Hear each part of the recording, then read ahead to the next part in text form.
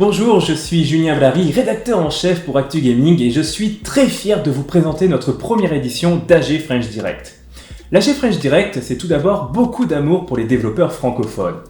Vous allez découvrir une trentaine d'annonces avec de nouvelles images pour les créations que vous suivez, des dates de sortie, des messages de la part de talentueux créateurs et des annonces exclusives de tout nouveaux jeux. Une initiative 100% indépendante où l'on a simplement proposé aux studios de faire leurs annonces au même endroit, le tout à travers une présentation en ligne et accessible à tous et en français.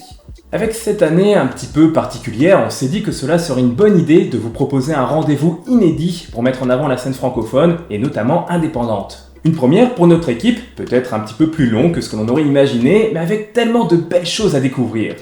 Sans plus attendre, j'ai le plaisir de vous partager ce sur quoi de nombreux créateurs travaillent depuis longtemps, qui vont vous présenter leurs futurs jeux, et vous verrez peut-être ici les succès de demain. Bienvenue dans ce tout premier AG French Direct, une présentation inédite de jeux francophones. Je suis Salomé Lagrelle et je vais vous accompagner tout au long de ces aperçus exclusifs.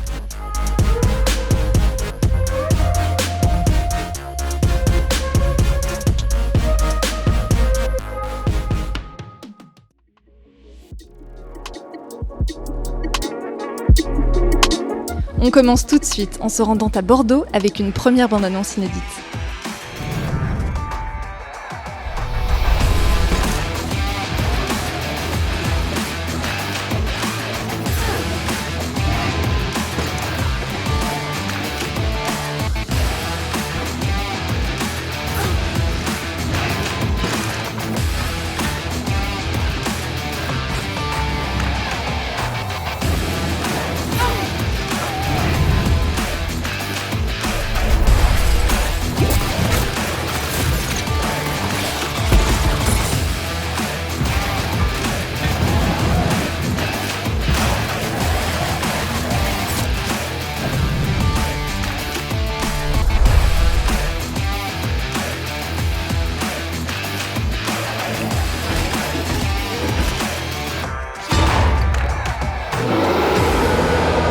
Déjà disponible en accès anticipé, Darksburg annonce sa date de sortie définitive pour le 23 septembre.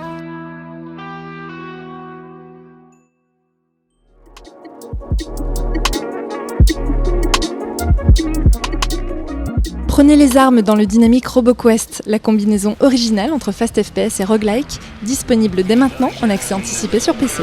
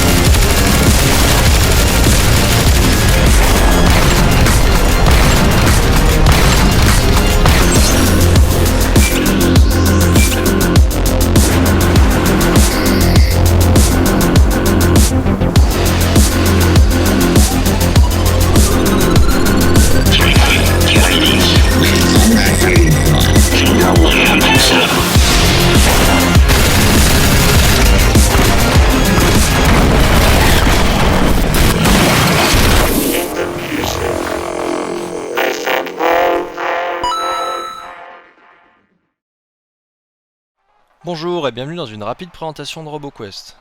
Donc RoboQuest c'est quoi? C'est un fast action FPS roguelite, jouable en solo ou en coopération jusqu'à 2 joueurs et disponible dès maintenant en Early Access sur Steam. Actuellement, je suis dans le Basecamp. Le Basecamp c'est le système de progression entre chaque run. C'est ici que je vais pouvoir débloquer des nouvelles classes, des nouveaux atouts et des nouveaux jouets. On va lancer un run tout de suite et je vais vous expliquer un petit peu les mécaniques de base du jeu au travers du premier niveau. Pour commencer, qui dit roguelike, dit mort permanente et niveau généré aléatoirement. Chaque run ne sera jamais le même. Je vais commencer par prendre ma première arme et saluer Max, le héros principal de l'histoire à travers qui l'histoire sera racontée. Moi je suis juste son gros robot et je suis là pour tout casser. Alors c'est parti.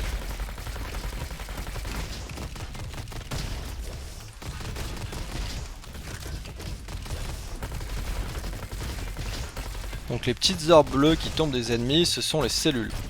Les cellules, ça va me permettre de recharger mon skill. Donc en tant que gardien, une roquette, que je vais vous montrer dans une seconde. et ça va aussi faire office d'expérience.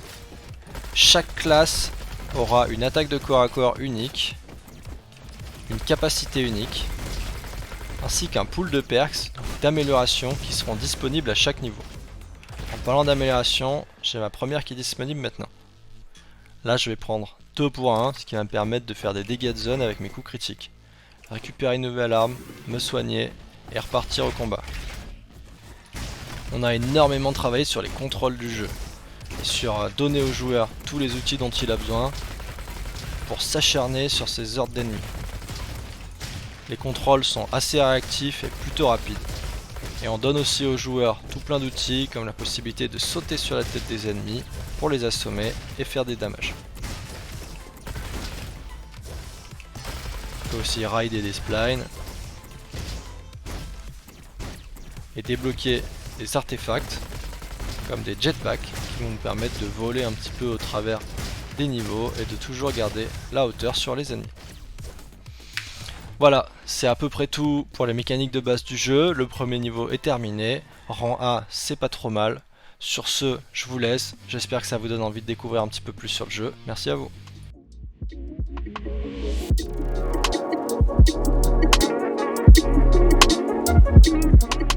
Félicitations, nous sommes ravis de vous informer que votre candidature à la Compagnie des Donjons a été acceptée. Bienvenue dans l'univers des maîtres de donjons. Legion of Keepers est un mélange original de gestion de donjons et de roguelite, saupoudré d'un humour décalé. Dans ce jeu, vous jouez les méchants, vous gérez votre donjon comme une entreprise et envoyez vos employés, des monstres, tuer les héros qui essayent de s'emparer de votre trésor. Rejoignez la Compagnie des Donjons et grimpez les échelons de l'entreprise. Engagez des monstres toujours plus puissants et faites-les monter en niveau. Débloquez de nouveaux pièges et essayez de nouvelles stratégies. Tuez sans pitié les groupes de héros et récupérez leur sang, ou faites-les fuir de terreur et récupérez leurs larmes. Qui a dit que l'or était la seule monnaie? Gérez les grèves de vos employés et prenez soin d'eux, car si leur motivation arrive à zéro, ils partiront en burn-out. Piller, massacrer, commercer, envoûter... Aller chez le psy? Ok. Et parer aux événements les plus surprenants. Dans Legion of Keepers, chaque partie est différente, mais après chaque défaite, vous conserverez les bonus de votre maître. Choisissez d'incarner Mohg, l'esclavagiste centaure, ses hordes de monstres et ses mini-boss. Sarel, la dryade enchanteresse, ses sorts personnalisables et son arbre d'amélioration. Sujet numéro 9001, la singe ingénieure, ses monstres mécaniques et ses redoutables inventions. À chaque maître, sa stratégie, son éventail de monstres, ses pouvoirs et ses donjons. Choisissez bien et bon massacre.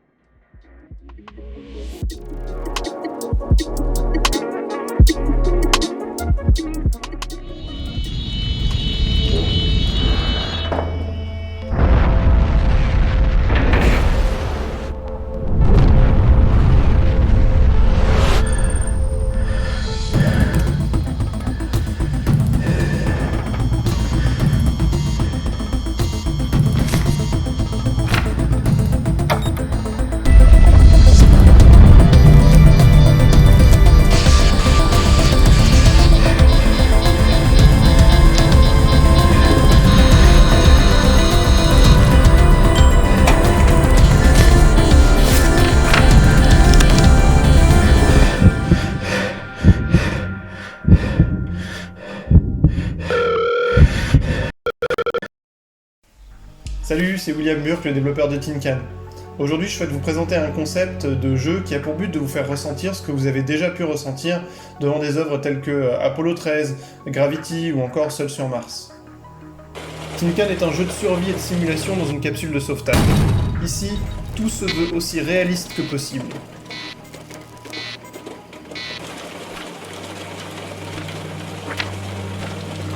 Dans un environnement extrêmement hostile, la passivité mène à la mort.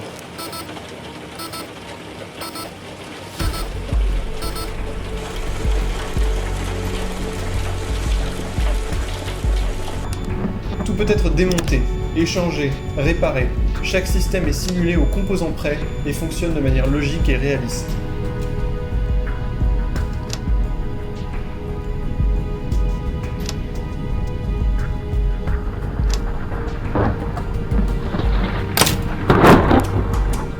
Les dangers cosmiques que vous rencontrez ne vous laissent pas le temps de respirer. Les comprendre permet de mieux s'en prémunir.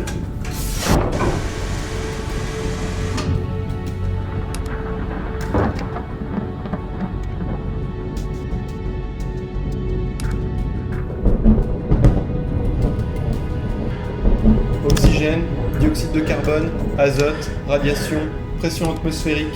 Maintenez l'équilibre pour survivre et surveillez vos symptômes médicaux pour réagir rapidement afin d'éviter de faire de cette capsule de survie votre cercueil. Bien que vous montiez à bord sans aucune connaissance du fonctionnement de ce qui vous entoure, la persévérance, votre persévérance, finit par payer. Alors, prenez le contrôle de cette vieille boîte de conserve. You have reached Tenkan Technical Support. Your number, 356 on the queue. Your estimated waiting time is 3 hours, 50 minutes. Please hold the line. A technician will be with you shortly. Good luck.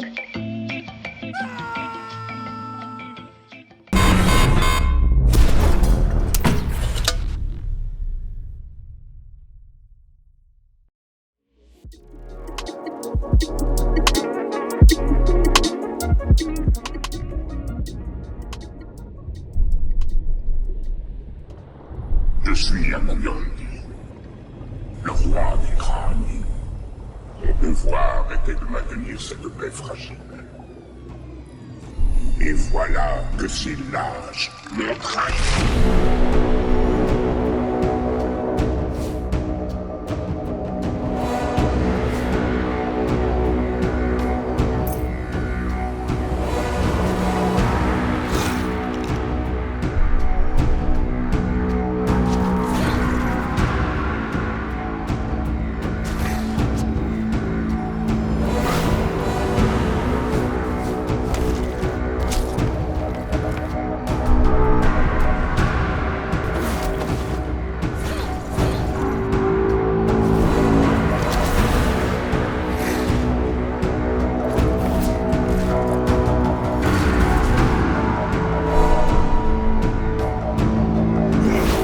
Et voici pour ce nouvel aperçu de Noahra The Conspiracy, un jeu compétitif qui combine la dimension stratégique des échecs au dynamisme des MOBA. Rendez-vous en 2021.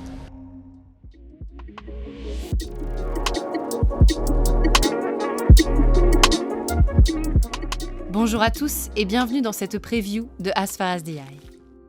As Far As the Eye est un jeu de gestion de ressources roguelike, au tour par tour, dans lequel chaque action compte. Votre objectif ? Guider une tribu de nomades appelée les Pupilles, jusqu'à l'Œil, un cirque au centre du monde qui les protégera de la montée des eaux. La carte que vous allez parcourir est générée procéduralement. Chaque partie est différente et comporte différents enjeux. Il vous faudra choisir votre tribu et votre stratégie, explorer votre environnement, faire évoluer vos pupilles, leur apprendre des métiers à travers une roue des compétences avec plus de 90 spécialisations et 120 traits débloquables au fil de la partie, récolter des ressources et cuisiner des rations pour nourrir votre tribu, construire des bâtiments mobiles ou sédentaires et les améliorer, vous préparer au départ pour la prochaine étape de votre voyage. Les Pupilles sont un peuple pacifique qui vit en harmonie avec la nature. Mais cet univers paisible est aussi peuplé de dangers et de catastrophes aléatoires auxquelles vous allez devoir faire face. Protégez votre tribu à tout prix, partez à la découverte de sites sacrés, faites des offrandes et apaisez les esprits. Sur votre route, vous croiserez peut-être des amis qui vous aideront à atteindre l'Œil et la victoire, avant que la vague ne ravage tout. Récoltez, évoluez, avancez et recommencez. Puisse la brise vous être douce et le voyage agréable.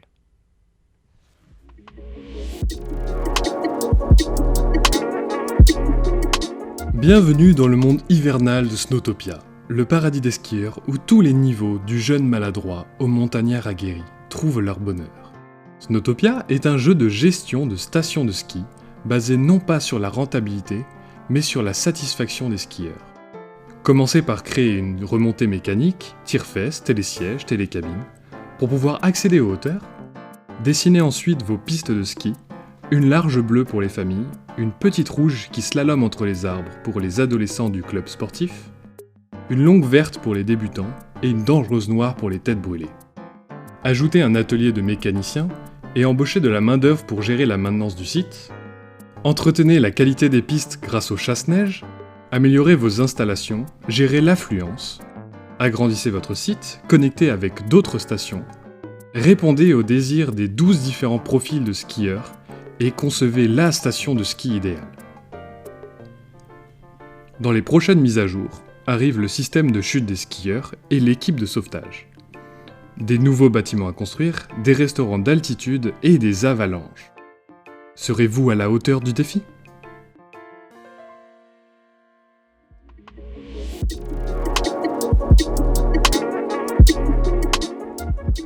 Bonjour, moi c'est Superflame, j'ai 24 ans, je suis youtubeur et je suis suivi par un peu plus de 540 000 personnes. Avec mon associé Jeff, on a tout récemment lancé un studio de création indépendant qui a pour but de faire vivre mon univers narratif sur un maximum de supports. Cet univers, je le développe depuis 2017 environ et il cumule un peu plus de 1,9 million de vues. Notre projet actuel s'appelle Battle for Agadia, c'est un jeu vidéo de cartes cross-platform, c'est-à-dire qu'il sera disponible sur PC, smartphone, tablette et sur à peu près tous les systèmes d'exploitation. Ce jeu s'inscrit dans la lignée d'autres grands jeux de cartes, comme par exemple Hearthstone ou encore Magic. À l'heure actuelle, notre jeu est en campagne de financement participatif sur le site Ulule et a déjà récolté plus de 25 000 € sur un objectif initial de 10 000 €. À savoir qu'on a gagné à peu près 15 000 € en 6 heures lors du lancement. Il se pourrait que l'on ait une fanbase au taquet. Coucou les fans! Autour de moi, j'ai développé une équipe avec des compétences particulières. Nous avons Jeff, mon associé, qui est ingénieur logiciel de formation, qui a travaillé dans plusieurs entreprises à succès et qui est typiquement une méga tronche pour tout ce qui est programmation. Dans l'équipe se trouve également mon fidèle ami, l'illustrateur Yue, qui est un mec aux petits oignons, extrêmement talentueux, qui peut pondre 10 croquis à la minute, et qui est également professeur d'art. Et pour terminer, nous avons Zelia, qui est graphiste et UI/UX designeuse. Elle est spécialisée dans les interfaces et la mise en page intuitive et tout, pour que tu t'y retrouves et que tu comprennes très facilement sur quel bouton il faut cliquer. Encore une fois, une personne extrêmement performante, qui est la dernière arrivée dans l'équipe, et qui a bossé pour énormément de grands groupes auparavant, et qui s'y faisait chier, s'est dit, bah fuck, j'ai envie de bosser avec vous, c'est mieux. Directeur de la création, c'est ça le terme que je cherchais. Vous savez, il y en a, ils sont président-directeur général, bah moi je suis président-directeur de la création. Bref, vous l'aurez compris, c'est un petit projet indépendant fait par un petit studio indépendant, on fait tout nous-mêmes avec nos petites mains, et on espère produire un jeu le plus cool possible. Le modèle sera celui du free-to-play avec quelques achats in-app, bien sûr ce ne sera absolument pas un pay-to-win, l'idée c'est vraiment voilà, d'avoir un jeu fun, agréable à jouer, avec des cartes cool, la possibilité de faire vraiment des super combos, des personnages qui sont fun à incarner, et on est aussi très à l'écoute en fait de nos futurs joueurs. On va très vite et très tôt dans une logique de callback permanent. On va mettre en place des assemblées générales des joueurs où on fera remonter les idées qu'on trouve les plus pertinentes pour les adapter dans le jeu et tout. Enfin bref, c'est vraiment un jeu qui se veut collaboratif. Le but de l'équipe, c'est vraiment d'être là pour produire le jeu, donner quand même un cadre, une ligne directrice constructive, mais on va récupérer les idées de tout le monde, faire le tri dans tout ça et essayer de produire un truc le plus cool possible. Et bien sûr également, à terme, on a des perspectives compétitives et e-sport puisque le jeu aura une forte notion de compétition intégrée avec un système de ranking, de parties classées, etc. Donc on devrait aller titiller le milieu de l'e-sport dans les prochaines années, si Dieu le veut. Voilà, j'espère que cette petite présentation vous a séduit. Moi en tout cas, je me trouve extrêmement séduisant. Sur ce, je vous laisse et puis je vous dis à bientôt. Et allez donner un peu de sous sur notre Ulule.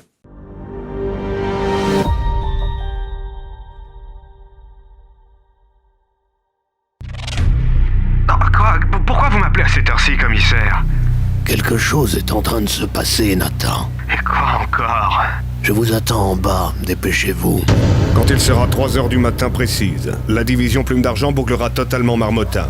Les communications seront coupées, l'accès au village impossible. Seuls les soldats, les membres des forces de l'ordre et le personnel médical essentiel seront autorisés à quitter leur domicile. Écoutez-moi, nous avons affaire à une abomination. Quelque chose d'infâme qui devrait être impossible. Je vous en conjure. Ne prenez pas ça à la légère. Messieurs, nous avons affaire à une menace magique d'un nouveau genre. D'ici quelques minutes, vous serez déployés sur le petit village de Marmottin. Votre priorité absolue doit être de protéger la population.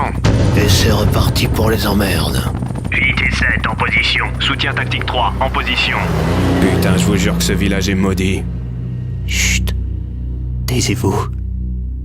Ça commence. Battle for Egadia, le jeu de cartes événement. Plus d'infos sur battleforegadia.com.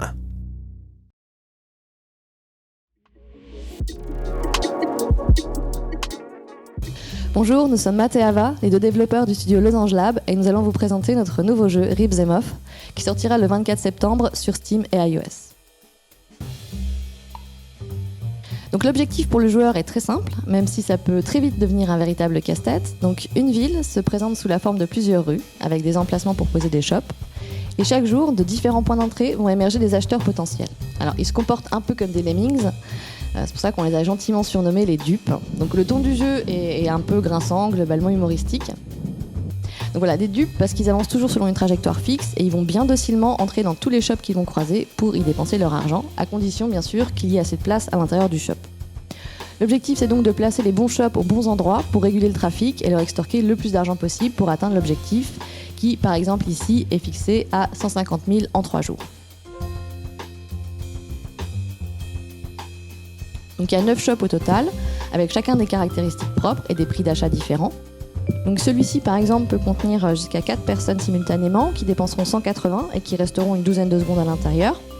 Mais d'autres, par exemple celui-ci ne pourra contenir que 2 personnes qui dépenseront un peu moins, 120, mais par contre ne resteront que 2 secondes à l'intérieur, ce qui fait en faire un shop très très rapide, qui a une bonne capacité d'absorption. Voilà, chaque shop pourra ensuite être amélioré, upgradé, pour augmenter en fait sa capacité ou ses revenus, dans la limite de 4 améliorations par shop.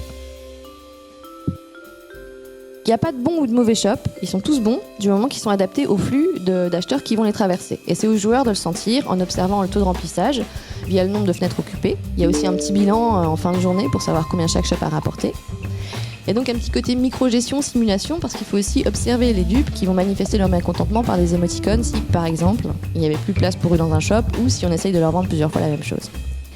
C'est donc un jeu hybride, car bien qu'il y ait clairement un côté puzzle, il n'y a jamais qu'une seule solution possible. Au contraire, l'objectif initial, même s'il représente un bon challenge, est généralement bien en dessous du meilleur score possible, et c'est pour ça qu'une fois remporté, chaque ville est rejouable, en mode leaderboard, pour les joueurs qui aiment le côté compétition ou optimisation. Voilà, on espère que la présentation vous a plu. Merci, c'était Ribs and Off le 24 septembre sur Steam et iOS.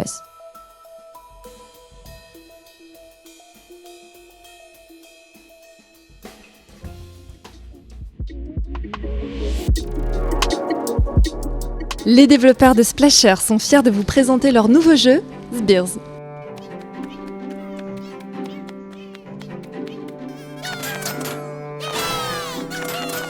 Ce jeu de plateforme 3D inspiré par Pikmin vous est actuellement montré dans une version très anticipée au tout début de son développement. Dans Sbirz, vous incarnez Angus et ses sbires qui l'accompagnent à travers plusieurs pièces d'une maison qui paraît bien grande pour vos minuscules compagnons.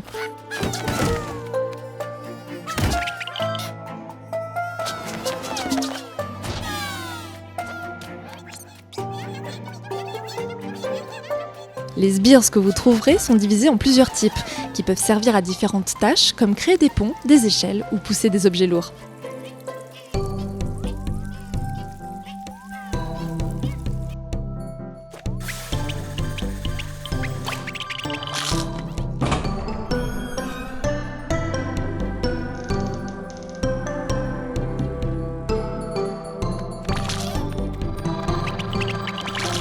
Tout cela vous aidera à résoudre différents puzzles afin de pouvoir explorer chaque pièce dans lesquelles vous trouverez d'amusants personnages.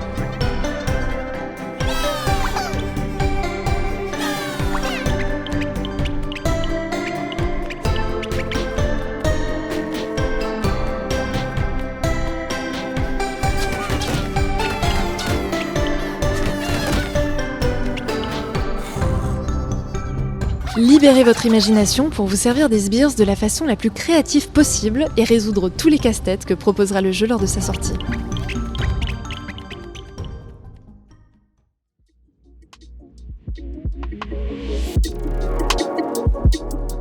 Jouez les hackers et les espions dans Hacktag, un jeu coopératif d'infiltration idéal pour les soirées canapé qui arrivera cet automne sur PS4, Xbox One et Nintendo Switch.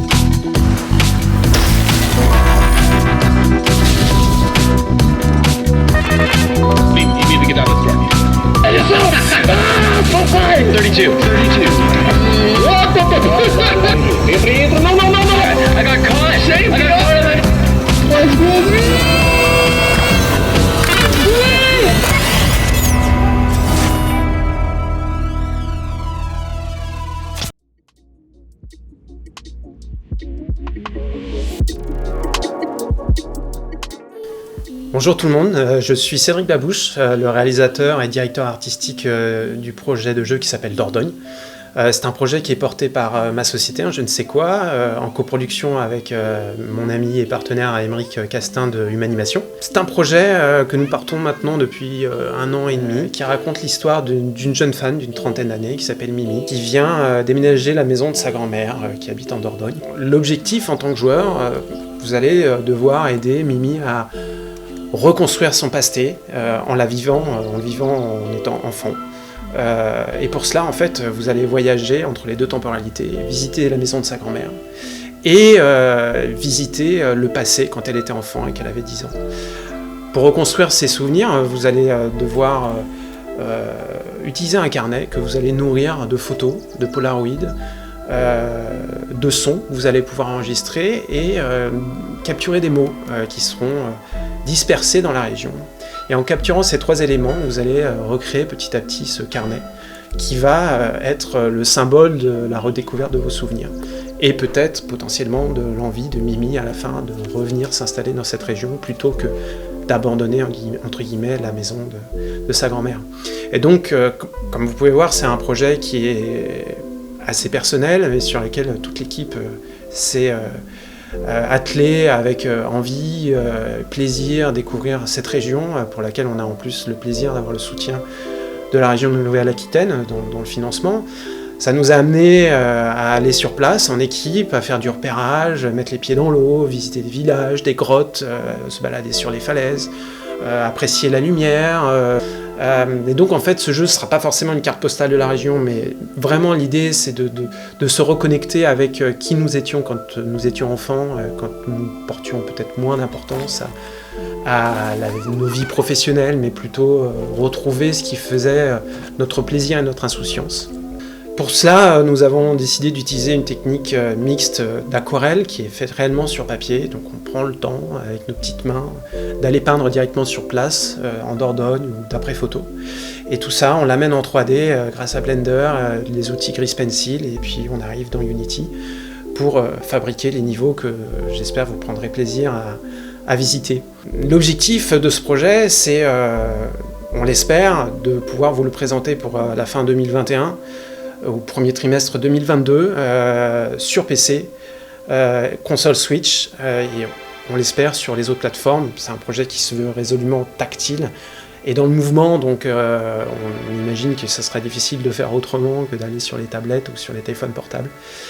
En tout cas, quoi qu'il en soit, on espère que ce projet vous plaira et que vous nous suivrez sur nos comptes Twitter, Instagram, Facebook, et surtout que vous irez faire un petit clic sur notre page Steam pour gonfler la communauté des wishlists. Voilà, nous sommes impatients de vous montrer le projet et d'avoir vos retours. À bientôt. Suivez Mimi à travers les superbes paysages de Dordogne dans ses nombreux souvenirs d'enfance qui feront écho aux vôtres dès 2021 sur PC et Nintendo Switch.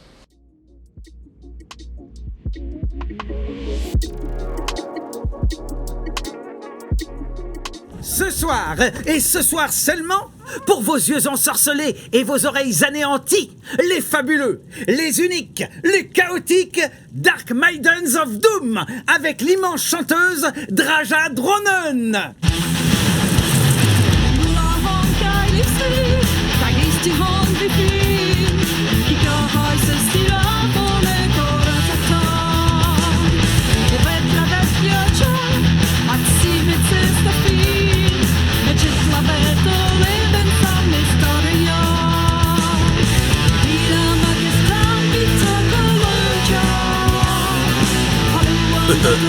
C'est bien comme musique. Ouais, ça poutre. Mais quelle horreur! J'ai des tympans qui saignent. En plus, les elfes noirs sont cruels et mal élevés. Ils ont des guitares des mous. Des gens préparent un pogo dans la fosse. Il faudra les soigner. On pourra leur faire les poches s'ils sont évanouis. À condition qu'ils ne souffrent pas. Bon, mais peut-être qu'on peut rester un peu, juste pour voir, quoi.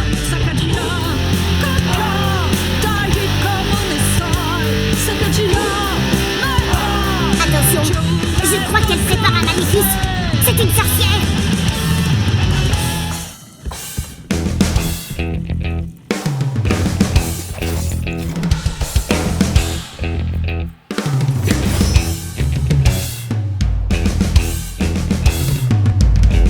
Salut.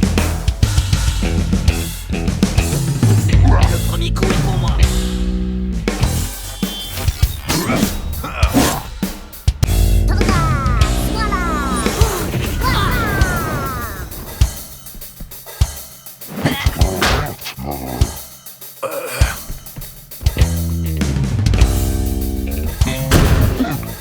Tiens, je les mâche où je veux.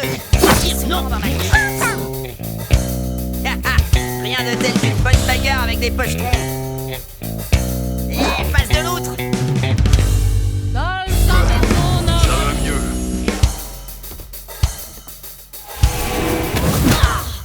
Hurrah!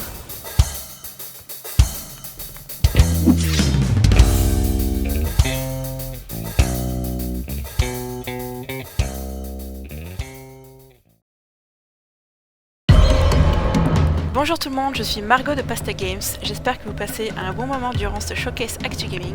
Je vais vous présenter Curse of the Dead Gods, un roguelite d'action sorti en mars dernier en accès anticipé sur Steam, développé par Pasta Games et édité par Focus Home Interactive. Dans Curse of the Dead Gods, votre quête de richesse, d'immortalité et de pouvoir divin vous mène aux portes d'un temple maudit, un dédale infini infesté de monstres et de pièges mortels. L'un des aspects les plus importants de Curse of the Dead Gods, c'est son système de combat. Vous incarnez un personnage relativement dépouillé en début de jeu, équipé d'une simple machette et d'un pistolet rouillé. Au fil de votre progression dans le temple maudit, vous récupérez des armes, parfois au sol ou dans des coffres, mais principalement dans des sanctuaires, qui permettent de faire des offrandes d'or ou de sang afin de mieux s'équiper. Chaque arme possède bien sûr ses propres effets spéciaux ou propriétés, comme le feu ou le poison. Il y a actuellement une 60aine d'armes présentes en jeu, et bien d'autres arriveront par la suite. Vous allez rencontrer un tas d'ennemis différents, tous plus vicieux les uns des autres, mais aussi des boss. Ils rythment votre avancée dans le temple. Forcément, le challenge augmente à chaque champion vaincu. Les ennemis ne sont pas les seuls dangers du temple. Faites attention où vous mettez les pieds, les salles sont remplies de pièges dissimulés par la pénombre. Le temple est divisé en plusieurs sections.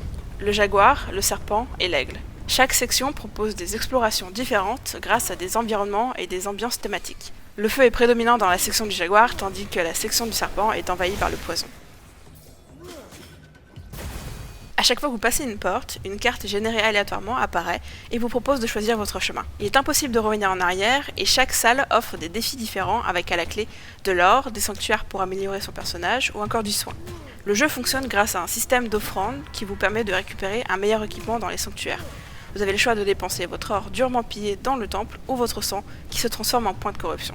Progresser dans le temple affecte peu à peu la santé mentale de votre personnage. À chaque fois que vous passez une porte, recevez un dégât sombre ou payez avec votre sang au sanctuaire, vous remplissez votre jauge de corruption. Une fois remplie, une malédiction tombe sur votre personnage et complique votre exploration en modifiant les règles du jeu. Chaque malédiction est sélectionnée aléatoirement et vous confère à la fois des contraintes et des bénéfices. Ici, je viens de récupérer la moisson des morts qui remplace l'or des vases dans le temple par du sang. Pratique pour me soigner, mais cela réduit ma récolte d'or et m'inflige de la corruption à chaque vase brisé. Prenez garde, car une fois affecté par 5 malédictions, les choses se compliquent pour votre personnage. La malédiction finale s'abat sur vous, et ce n'est qu'une question de temps avant de succomber à votre avarice. Dans Curse of the Dead Gods, la mort est commune, mais elle ne signifie pas la fin.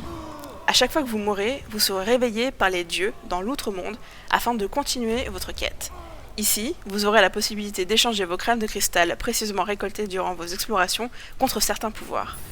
Curse of the Dead Gods est encore en développement et prend en compte les retours des joueurs. De grosses nouveautés sont en approche, comme des objectifs à compléter dans le jeu et un nouveau système de gestion des armes. Le Temple de l'Aigle, encore inédit, vous réserve de nombreuses surprises. Bientôt, de nouveaux environnements, ennemis, boss, pièges seront face à vous. On ne résiste pas à l'envie de vous en dévoiler un peu plus, alors voici en avant-première le nouvel effet élémentaire du Temple de l'Aigle, la foudre. Comme le feu et le poison, la foudre sera redoutable contre vos ennemis. Si ce petit aperçu du jeu vous a plu, n'hésitez pas à rejoindre notre communauté sur Discord. Curse of the Dead Gods est disponible en accès anticipé sur Steam depuis le 3 mars et nous le complétons grâce à de nombreuses mises à jour. Le jeu sera également disponible prochainement sur Xbox One et PS4. Merci de m'avoir écouté et bon show!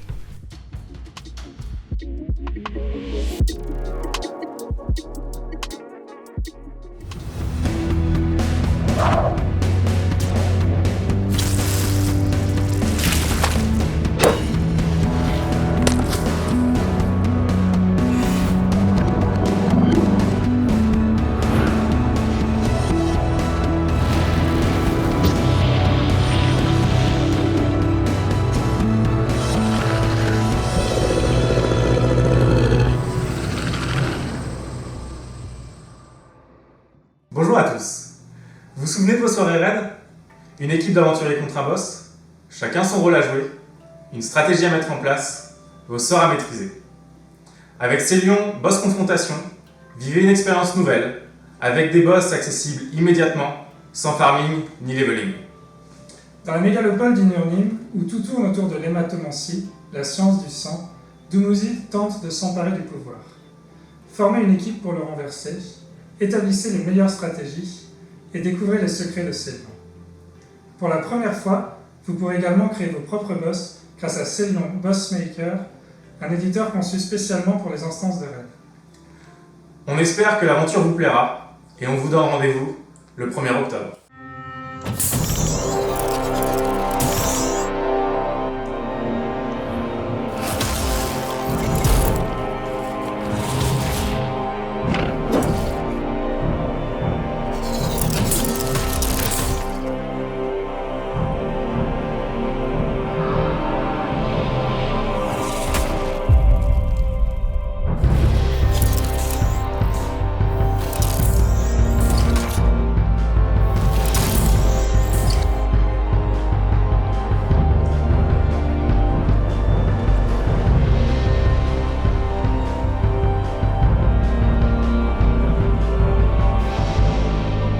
Venez vivre l'expérience des donjons de boss d'un MMO sans farmer dans Célion Boss Confrontation qui arrivera le 1er octobre.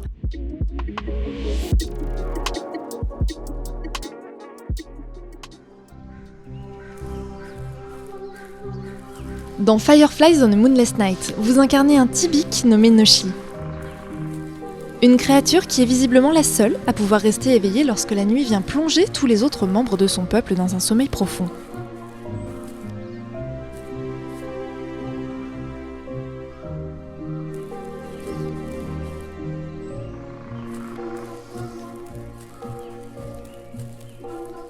Alors que le soleil ne se relève pas, Noshi va tenter de collecter la lumière pour réveiller sa tribu. Il sera aidé dans sa quête par d'autres Tibik aux particularités uniques, qu'il pourra réveiller grâce à des lucioles. Il faudra alors user des capacités de chaque Tibik pour pouvoir progresser dans ce monde et apporter un peu de lumière à ses habitants.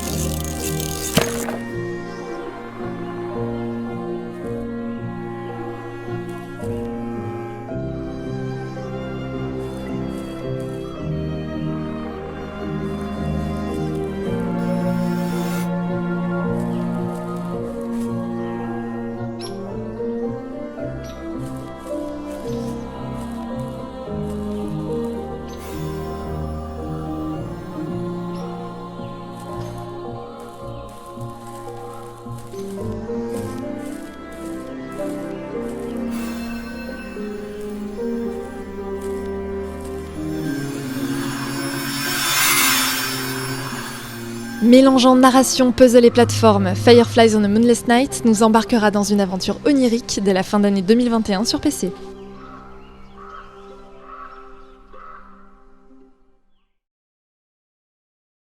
Dice of Olympus est un jeu de stratégie qui utilise des dés personnalisables comme mécanique de jeu afin de vaincre ses adversaires dans un mode multijoueur ou un mode narratif riche en aventures. Chaque joueur possède 5 dés de 6 faces représentant les sorts. Les dés sont lancés et relancés afin d'obtenir les meilleures combinaisons possibles, à la manière d'un Yams. Avec les sorts ainsi obtenus, les joueurs pourront attaquer leur adversaire, bloquer les dés, prier les dieux pour des faveurs, invoquer des cristaux magiques et encore plein d'autres choses. Il vous faudra être rusé et construire vos dés afin de créer des combos et des synergies et ainsi briser la stratégie adverse. Le jeu est actuellement en bêta fermée. Si vous souhaitez nous rejoindre, vous pouvez vous inscrire sur notre site officiel diceofolympus.com. Microids est heureux de profiter de cet AG French Direct pour présenter plusieurs titres qui sortiront très bientôt, avec en plus des licences très françaises dans le lot. On commence par nos braves Gaulois, avec Astérix et Obélix XXL Remastered, une version améliorée du jeu de 2003. Nos deux héros vont encore une fois tabasser du romain dans cette aventure à découvrir ou redécouvrir le 22 octobre prochain sur PS4, Xbox One, Switch et PC. Tout en restant dans le domaine de la bande dessinée, 13 nous rappelle qu'il sort le 10 novembre sur console et PC. Voici quelques aperçus dépeignant l'environnement et les armes remises au goût du jour, en vous rappelant qu'il s'agit d'un remake du FPS de 2003. Cette année, Microids vous propose également le retour de la célèbre émission Qui veut gagner des millions en jeux vidéo, qui nous présente ses toutes premières images en français. En plus du mode solo pour jouer comme dans l'émission, il proposera plusieurs multijoueurs en local, ainsi qu'un mode où vous devrez faire face à plus de 100 joueurs en tentant de terminer dernier, enfin premier. Le jeu sortira son dernier mot le 29 octobre prochain sur PS4, Xbox, Switch et PC. Enfin, Microids nous dévoile les premières images de Professeur Rubik's entraînement cérébral. Inspiré par Erno Rubik, l'inventeur du célèbre Rubik's Cube, ce jeu vous propose d'entretenir quotidiennement votre cerveau en compagnie du professeur Rubik, qui vous présente différents mini-jeux à faire seul ou à plusieurs.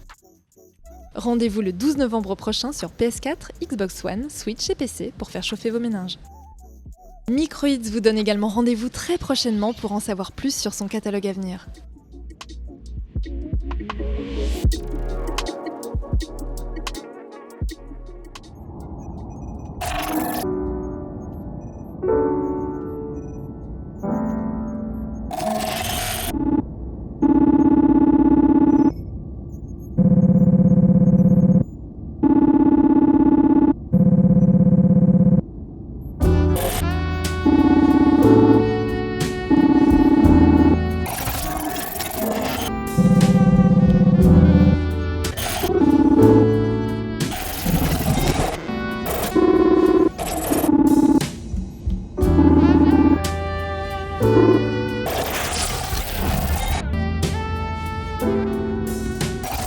Bonjour, je suis Mélanie. Je suis la cofondatrice du studio The Moon Pirate, basé à Bordeaux en France. Je suis ici pour vous présenter notre premier jeu, Don't Forget Me. Don't Forget Me est un jeu d'enquête mémoriel narratif qui sera disponible sur Steam. Dans cet univers cyberpunk, la ville est régie par un gouvernement unique. Toute la population a une puce implantée qui enregistre chacun de ses souvenirs. En tant que joueur, vous incarnez Fran, une jeune femme amnésique, recueillie par Bernard, un personnage reclus et secret, mais surtout spécialiste de la copie mémorielle. Vous l'assistez dans son travail et participez au bon fonctionnement de la clinique. Votre discrétion et vos compétences sociales vous permettent de répondre aux demandes atypiques de vos clients. Toujours accompagné de jazz et de synthwave, vous interagissez dans leurs souvenirs. Quand un événement inattendu vous engage dans une nouvelle aventure.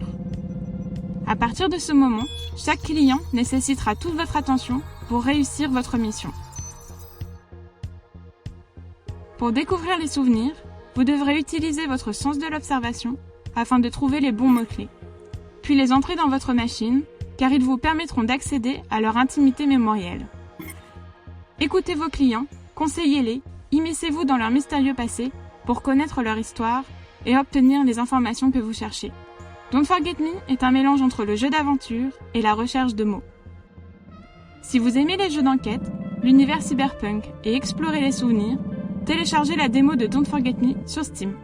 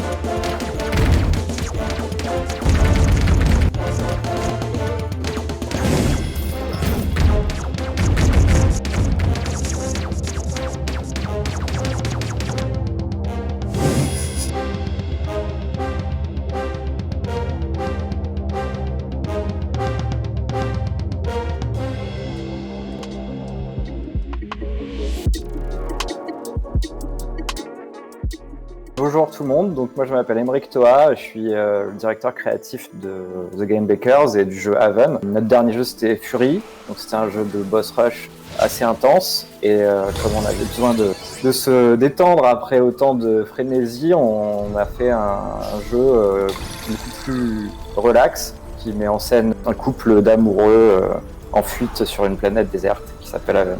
Aujourd'hui, on va parler de la mécanique de l'onde de choc, le Flow Burst dans Haven, qui est une capacité spéciale que les personnages vont débloquer au cours de l'aventure et qui consiste pour eux à charger de l'énergie dans leur gantelet. Ils ont un gantelet chargé en énergie l'onde qui sert un petit peu pour tout dans le jeu. Et quand ils ont comme ça de l'onde, ils sont capables de l'accumuler dans le gant et de le relâcher sous forme d'une onde de choc qui se déploie autour d'eux et qui a plusieurs utilités. Elle a l'utilité déjà de nettoyer le rust, la rouille qui recouvre la planète et qui altère un petit peu le comportement des créatures et de la végétation. Donc c'est un moyen de nettoyer, mais c'est aussi un moyen d'assommer, de ralentir les créatures rouillées qui sont agressives et qui leur courent après. Donc si on n'a pas envie d'entrer dans un combat, si on n'a on n'a plus beaucoup de points de vie, si tout simplement on n'a pas envie de faire ce combat-là à ce moment-là et qu'on se fait poursuivre, on peut toujours envoyer une petite onde de choc. À ce moment-là, la créature va être assommée et on aura la paix pendant quelques secondes.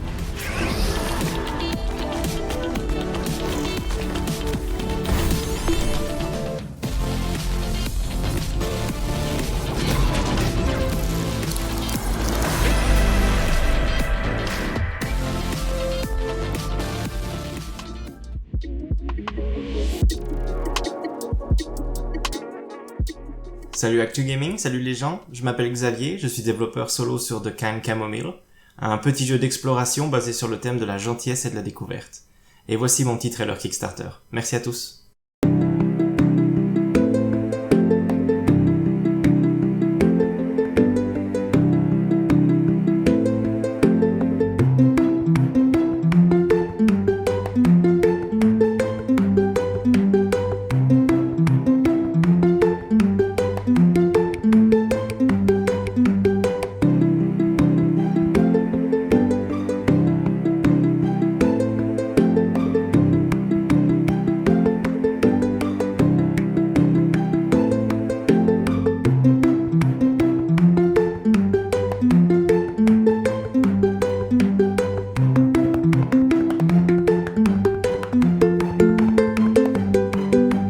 Le financement participatif est toujours ouvert sur la page Kickstarter du projet.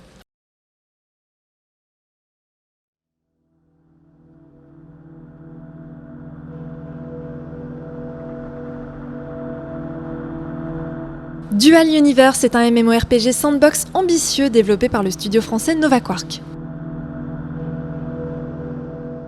Dans une ambiance de type science-fiction, il vous donnera la possibilité d'évoluer et d'interagir en temps réel dans un immense système solaire hébergé sur un serveur unique aux côtés de millions d'autres joueurs.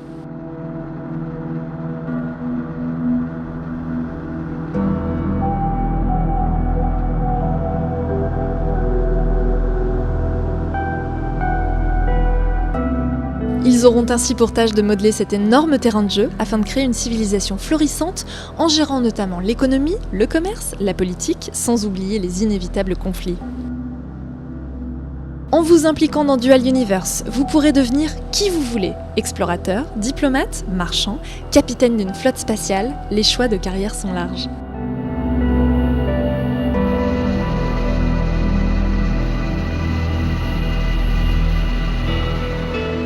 Pour les plus créatifs, sa technologie voxel donnera de nombreux outils pour créer à peu près tout et n'importe quoi, des bâtiments, des villes, des vaisseaux ou encore des stations spatiales.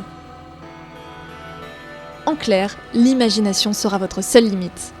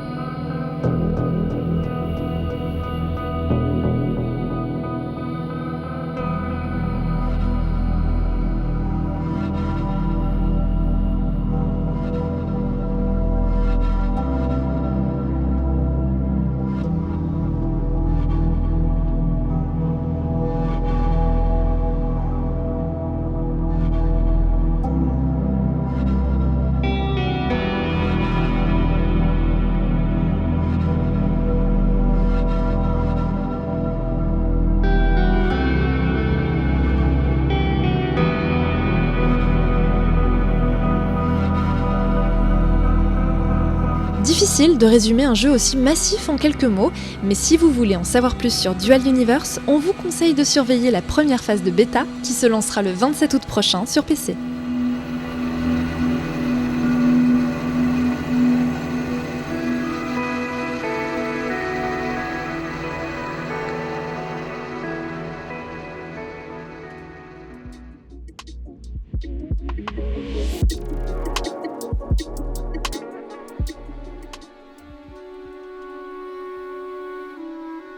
Bonjour, je suis Romain, je suis fondateur et directeur créatif d'Amplitude.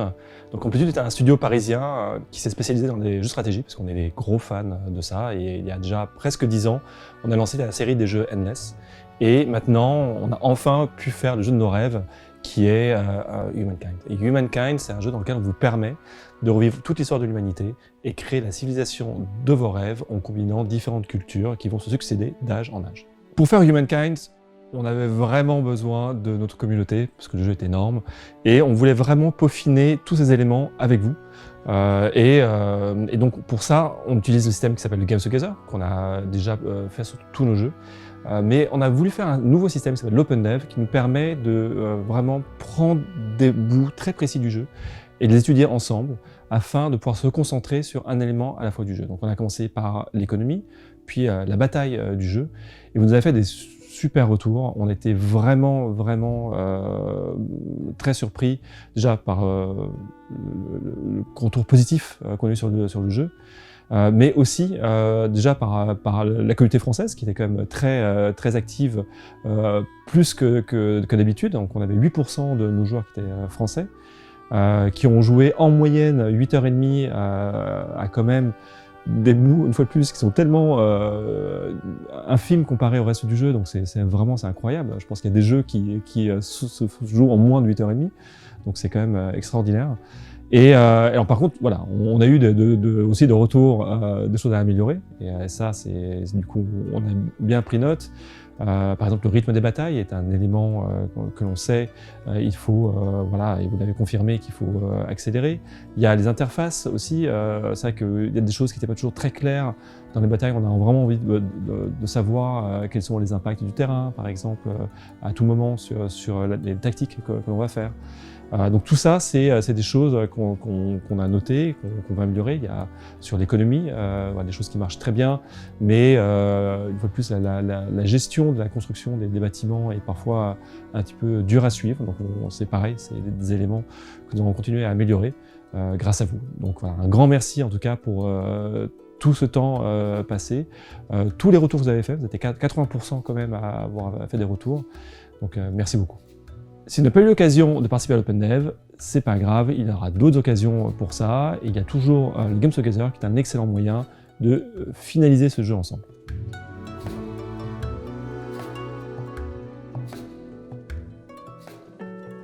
Et juste avant de se quitter et de vous montrer nos toutes dernières annonces, voici un rapide aperçu d'autres jeux d'éditeurs ou développeurs francophones.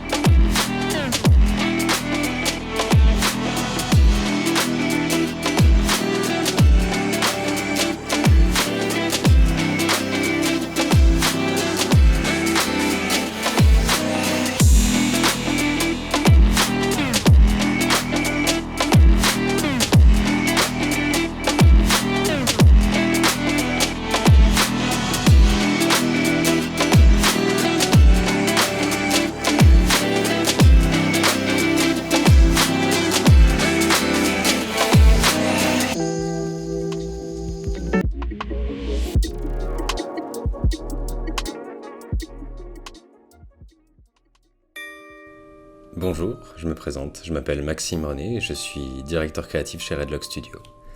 On est une jeune équipe lyonnaise et grenobloise et on développe actuellement le jeu Shattered Tale of the Forgotten King que je vais vous présenter. À l'origine du projet, il y a plus d'une dizaine d'années de jeux de rôle papier dans un petit groupe dont pas mal composent aujourd'hui les rangs du studio, de forums RPG et dans des univers de dark fantasy, de science-fiction et pas mal d'horreur Lovecraftienne. Tout ça a donné une même longue campagne d'univers interconnectés et l'envie après coup d'en faire quelque chose de concret et de partager nos histoires et nos vécus imaginaires. En fin de compte, c'est devenu un projet de jeu vidéo. On a une longue histoire en tant qu'équipe, même si la composition a pas mal varié sur les années depuis les tout débuts du projet en 2015. Après un Kickstarter réussi fin 2016, on a continué à développer le jeu grâce à nos backers, au CNC et à BPI France. Et tout ça en complète indépendance au final, jusqu'à sa sortie en Early Access en juin 2019. Il y est toujours à l'heure actuelle sur Steam, et on l'enrichit de mises à jour et de contenu, et de grosses phases de debug régulièrement. Dans Shattered, le joueur incarne le Voyageur, un personnage amnésique et muet qui se réveille dans les limbes d'un monde fragmenté et détruit, et qui va partir en quête d'un ancien roi créateur, seul capable de lui redonner son nom et la parole. Il va rencontrer en chemin pas mal d'autres vagabonds, des survivants d'un cataclysme mystérieux qui a suivi le départ du roi, et des entités étranges, dont Iak, le chuchoteur, qui sera plus ou moins son guide.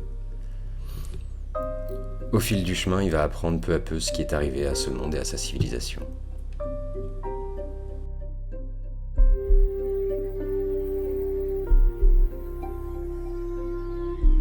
Shattered est un action RPG qui intègre des éléments de plateforme en caméra libre ou fixe, comme du side-scrolling horizontal.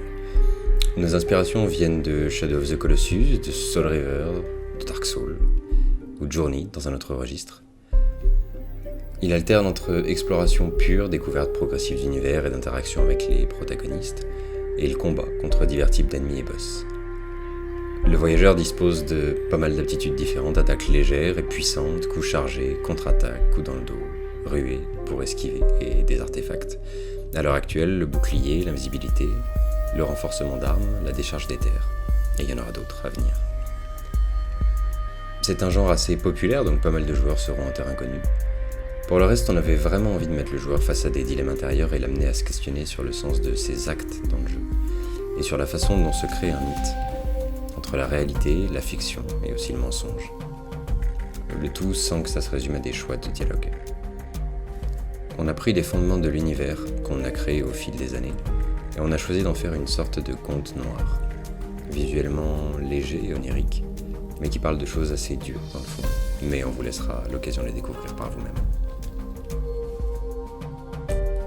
C'est un projet de longue haleine qui nous tient particulièrement à cœur, et ça a été des débuts relativement difficiles, surtout pour une petite troupe de novices à la base.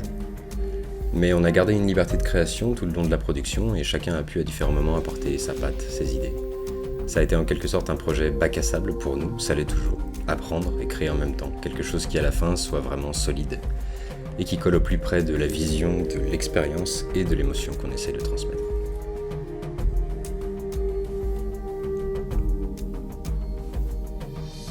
Il nous reste encore pas mal de choses à faire d'ici la fin du développement, donc si le projet vous plaît, il est disponible sur Steam et vous pouvez nous suivre sur Instagram, Facebook, Twitter, et bien sûr rejoindre la communauté Discord.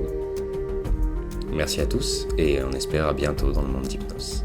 Si la mort ne vous fait pas peur, plongez dans le monde mystérieux de Shattered Tale of the Forgotten King, disponible en accès anticipé sur PC.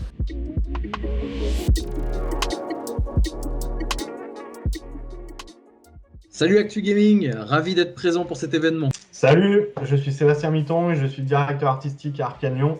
Et moi Dinga Bakaba et je suis directeur du jeu au même endroit. Cette année, Arkane a 20 ans. 20 ans. 20 ans d'aventure immersive, de partage avec une communauté de passionnés, d'ambition et de créativité.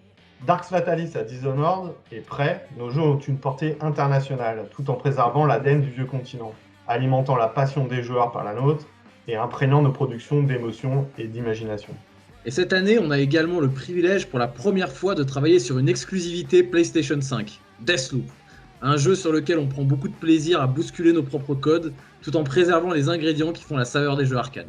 On en profite pour saluer toute la talentueuse communauté de développeurs de l'Hexagone, créative, diverse et encore une fois passionnée. Nous sommes très fiers d'en faire partie.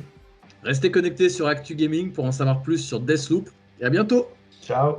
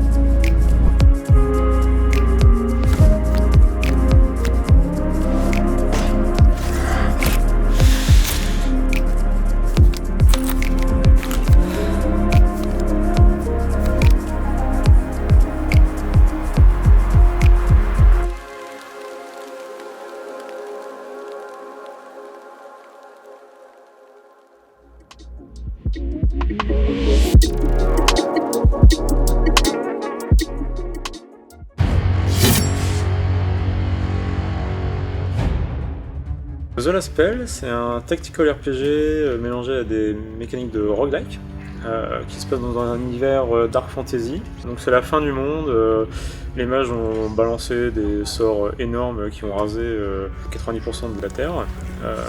Et donc on joue en fait les derniers héros qui survivent de la Terre, qui doivent protéger la dernière ville contre des hordes d'ennemis qui sortent d'une brume bizarre toutes les nuits. Donc le gameplay est asymétrique dans le sens où on dirige une poignée de héros très endurcis, très balèzes, contre des centaines d'ennemis assez faiblards, mais qu'on va devoir éliminer en masse pour pouvoir survivre nuit après nuit. Le premier défi, c'est on veut afficher des centaines d'ennemis à l'écran, donc ça veut dire que la taille disponible pour afficher un ennemi, elle est minuscule. Il fallait qu'on fasse des choses jolies sur une toute petite place, donc très peu de pixels. Donc au bout d'un moment, on a fait plusieurs essais, mais on est parti assez rapidement sur du pixel art parce que ça permettait d'avoir le meilleur contrôle sur le rendu. On a l'habitude d'avoir le nez sur son dessin, et là, il faut vraiment penser à prendre un peu de distance parce que c'est des assets qu'on va vraiment voir en petit, donc il faut que ça soit lisible selon les différents niveaux de zoom. Dans le jeu, on alterne entre deux phases. Le jour, en fait, on va s'occuper de la ville, on va construire des nouveaux bâtiments, on va gérer la progression de ses héros, on va acheter du stuff. Et la nuit, on va se faire attaquer par des hordes de monstres assoiffés de sang, et on va devoir donc défendre la ville contre ces monstres. On aimerait avoir des composantes roguelike assez poussées, c'est-à-dire que le jeu sera assez dur, mais donc à chaque partie en fait on va accumuler des points qui vont nous permettre de débloquer des avantages pour les parties suivantes et du nouveau contenu. Donc on veut vraiment un metagame assez poussé et assez intéressant pour le joueur. Le jeu sera assez dur, il faudra vraiment optimiser aux petits oignons ces différents personnages, les différents builds qu'on peut faire avec eux, son équipement, etc.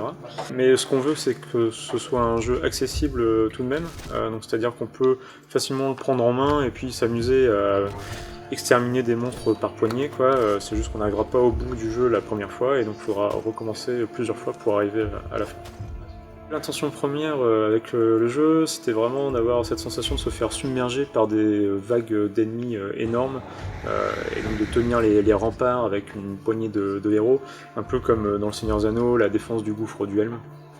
Ce que j'aimerais que les utilisateurs, que les joueurs ressentent dans The Last Spell, c'est un peu ce sentiment d'oppression dû au nombre, à la grosse quantité d'ennemis qui arrivent tous en même temps, assez rapidement sur la ville, mais qu'en même temps ce soit très gratifiant pour les mêmes raisons, c'est-à-dire que s'il y a beaucoup d'ennemis, on peut tous les tuer, avoir des héros très forts qui tuent beaucoup d'ennemis en même temps ou rapidement, et qui arrivent finalement à défendre ça en petit comité. C'est un tactical RPG tour par tour, donc on a vraiment le temps de faire ses choix et d'optimiser ses mouvements, ses attaques, etc. Mais on a voulu conserver un petit côté arcade, dans le sens où les tours sont assez rapides à jouer, on peut vraiment s'amuser à tuer des monstres par poignée avec des attaques assez impressionnantes, et on a aussi tout un système de combos, d'attaques combos, etc. Donc qui donne un peu de rythme au jeu et de dynamisme. Ça fait 1 an et demi qu'on travaille sur le jeu, donc là il nous reste encore quelques mois de développement pour affiner vraiment les mécaniques et proposer une expérience vraiment qualitative dès la sortie du jeu. On a participé au Steam Festival il y a quelques temps et on a eu pas mal de feedback des joueurs sur l'équilibrage, sur ce qui leur plaisait ou pas.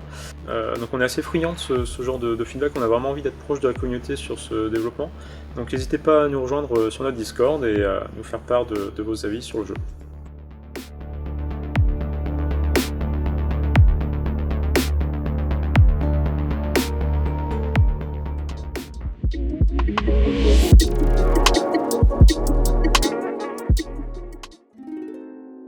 Bienvenue dans l'étrange monde de Pumpkin Jack. Vous incarnez le célèbre serviteur du mal dans sa quête contre les forces du bien.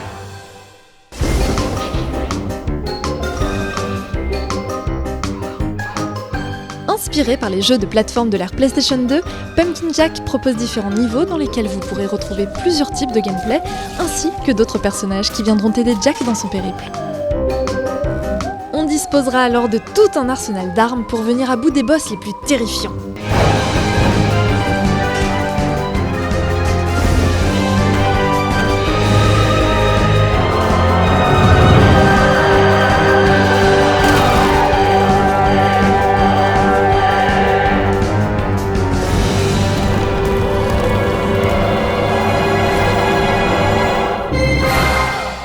Et maintenant, nous vous proposons de découvrir l'introduction du jeu en français avec une voix qui sera certainement familière pour certains d'entre vous.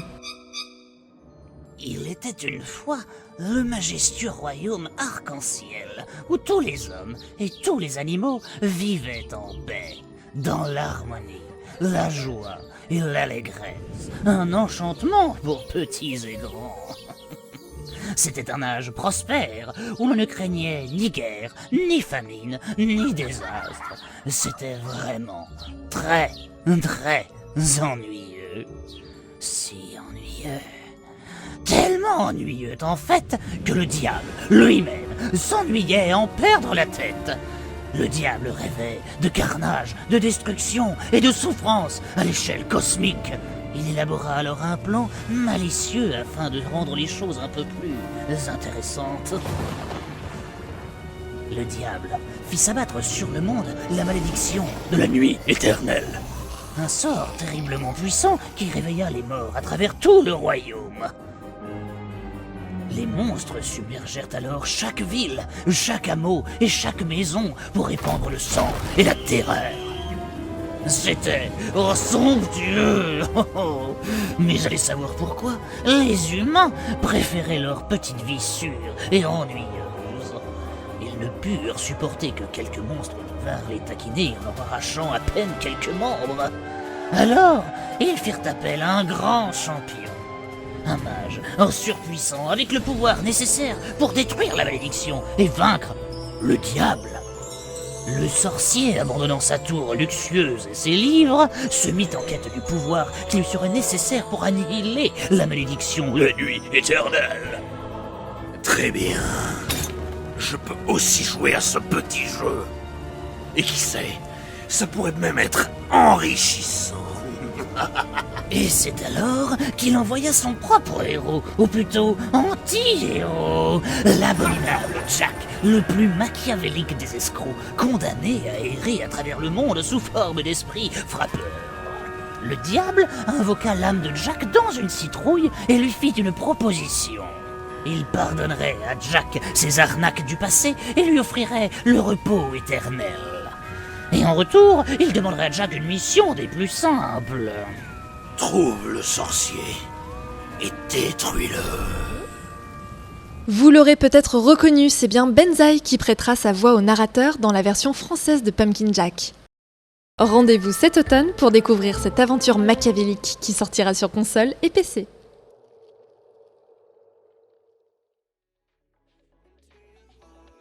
Waouh, c'est déjà fini. Merci à tous d'avoir suivi cette première édition d'AG French Direct. Que de belles présentations. On espère que cette initiative vous a plu et on vous invite à faire un tour dans la description et sur nos différents réseaux sociaux pour prolonger l'expérience et avoir toutes les informations sur vos jeux préférés. On vous donne rendez-vous très prochainement pour d'autres surprises et, qui sait, pour une seconde édition. Salut à tous!